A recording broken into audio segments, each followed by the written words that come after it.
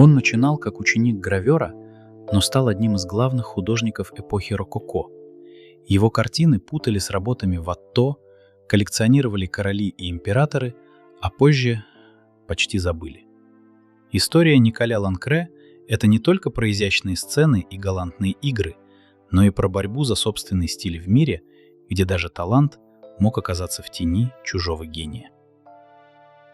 Интригует? Тогда прямо сейчас подпишитесь на канал, чтобы не пропускать новые арт-истории, и поставьте лайк этому видео. Ваша поддержка очень помогает развитию проекта. Ну а теперь поехали! Николя Ланкре – один из тех художников XVIII века, чье имя долгое время оставалось в тени более знаменитых современников. Но при этом именно он сумел сохранить и развить особую атмосферу галантного празднества, став важной фигурой французского рококо и тонким наблюдателем нравов эпохи регенства, в которой легкость, игра и театральность стали почти философией жизни. Он родился в Париже 22 января 1690 года в довольно простой семье. Его отец, Робер Ланкре, сначала работал кучером, а затем служил судебным приставом в предместье Порте-Сент-Антуан. А мать происходила из семьи сапожника, и, как позже писали биографы, Ланкре был сыном честных буржуа, что не мешало ему с ранних лет стремиться к искусству и искать свой путь в мире, где социальное происхождение играло немалую роль. Первоначально его готовили к профессии гравера, и первые уроки он получил у своего старшего брата, Франсуа Жозефа Ланкре, мастера репродукционной гравюры. Однако довольно быстро стало ясно, что его интересы лежат в области живописи, и он решил сменить направление, поступив в мастерскую Пьера Дюлена, профессора Королевской академии, где изучал основы исторической живописи, считавшейся в то время наиболее престижным жанром. Однако поворотным моментом стало не столько академическое обучение, сколько знакомство с кругом художников, связанных с театром и декоративным искусством, в частности с Клодом Жилло, у которого Ланкре продолжил обучение и где он встретился с Антуаном Ватто, уже известным мастером, чьи картины с изображением празднеств, театральных сцен и пасторалей производили сильное впечатление на публику. Именно влияние Ватто оказалось решающим. Ланкре настолько проникся его эстетикой, что начал создавать произведения в схожем духе, и первые же его работы, показанные на площади Дофина, имели большой успех. Настолько, что зрители принимали их за картины самого Ватто, что, однако, привело не к дружбе, а к охлаждению отношений между художниками. По некоторым свидетельствам, Ватто болезненно воспринял столь очевидное сходство их работ. Тем не менее, Ланкре не отказался от выбранного направления и сумел постепенно выработать собственный стиль, более декоративный, несколько проще по композиции, но при этом идеально соответствующий вкусам аристократической публики, которая ценила легкость, изящество и атмосферу беззаботной жизни, отраженной в сценах прогулок, балов, маскарадов и сельских праздников. Уже в 1719 году Ланкре был принят в Королевскую академию живописи и скульптуры как мастер галантных празднеств, а в 1735 году стал ее советником, что свидетельствует о его признании и устойчивом положении в художественном мире Франции, где он оставался востребованным до конца своей жизни. Он писал не только галантные сцены, но и портреты, исторические композиции, а также активно обращался к театральным сюжетам, находясь под впечатлением от постановок комедий и балетов, а также персонажей итальянской комедии дель арте, что придавало его работам особую живость и сценичность. Особое внимание Ланкре уделял работе с натурой. Следуя советам Жило, он много рисовал на пленэре, делал зарисовки в окрестностях Парижа, наблюдая за жизнью, что позволяло ему наполнять свои картины достоверными деталями и естественными жестами, несмотря на их декоративный характер. Его успех был не только художественным, но и коммерческим. Он выполнял заказы для герцога д'Антенна, Антуана Кроза, работал для королевских резиденций, Фонтенбло, Ла Мюэт, Версаля.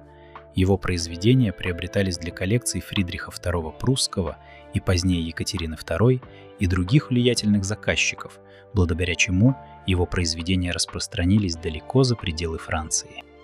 Кроме того, Ланкре активно сотрудничал с граверами, в частности с Николя де Лармессеном, благодаря чему более 80 его работ были переведены в гравюры и получили широкое распространение в том числе в серии иллюстраций к сказкам Ла Фонтена. Он также работал в декоративном искусстве, расписывая ширмы, веера, каминные экраны и портшезы, а его композиции использовались при создании шпалер для мануфактуры гобеленов, что говорит о его универсальности и умении работать в разных форматах. Личная жизнь художника долгое время оставалась довольно замкнутой. Он считался человеком серьезным, мало бывал в свете и был сосредоточен на работе. Однако в 1741 году, уже в зрелом возрасте, женился на молодой девушке, внучке автора книги «Эзоп при дворе», по некоторым данным из сострадания, узнав о бедственном положении ее семьи.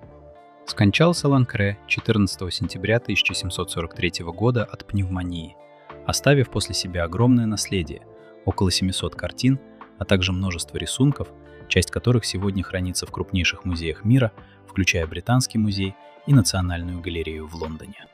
Интересно, что после его смерти отношение к его творчеству изменилось. В эпоху неоклассицизма и романтизма его работы считались слишком легкомысленными и декоративными, и интерес к ним заметно снизился, однако уже в начале XX века, с ростом интереса к искусству XVIII века и движением «Мир искусства», Ланкре был вновь открыт и оценен по достоинству. Сегодня его картины продолжают привлекать внимание. Они хранятся в ведущих музеях, украшают частные коллекции и пользуются спросом на аукционах, а сам художник воспринимается как важное звено в развитии европейской живописи, сумевший не только продолжить традицию Ватто, но и придать ей собственное звучание, более доступное, декоративное и близкое к повседневной жизни. И, возможно, именно в этом заключается его главный вклад. Он превратил изысканную игру в искусство, которое не только отражало вкусы своего времени, но и продолжает говорить с современным зрителем языком легкости, иронии и тонкой наблюдательности.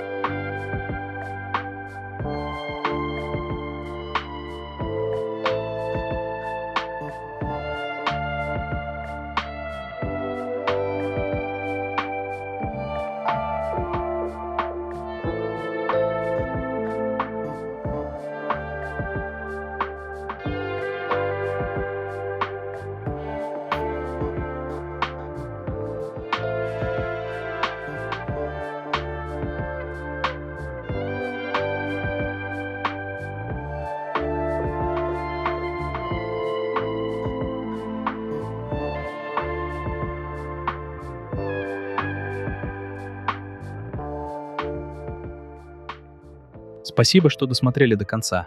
Не забудьте поставить лайк, подписаться на канал и увидимся в следующем видео.